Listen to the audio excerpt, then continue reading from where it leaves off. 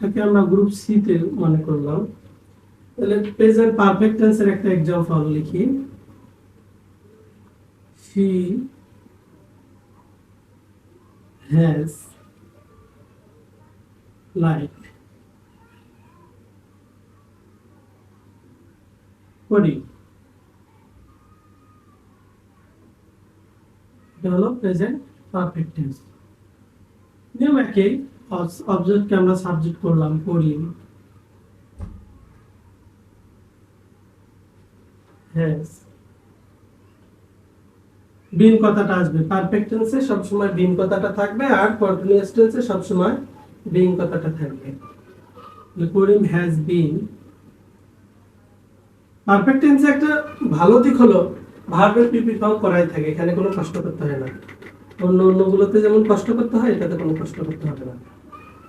Karim has been liked by her. Clear? Number 2, আমরা past perfect টেন্সের একটা example বার করি।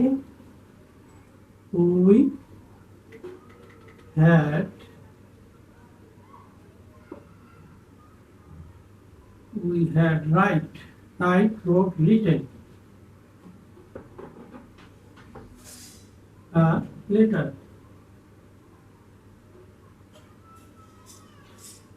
এটা পাস্ট পারফেক্ট টেন্স। তাহলে আমরা অনুরূপভাবে এটা অবজেক্টকে সাবজেক্ট করি আর লেটার।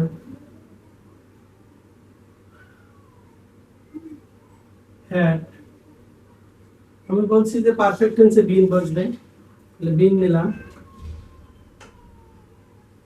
রাইট এর পিপি ফর্ম কি? রাইট, রোট, রিটেন দেওয়া আছে। Written by us. উই থাকলে আস হয়, এই জায়গায় আমরা বলে দিচ্ছি উই থাকলে আস। এরপরে হচ্ছে ফিউচার পারফেক্ট টেন্স নাম্বার 3। তাহলে she will have eaten rice.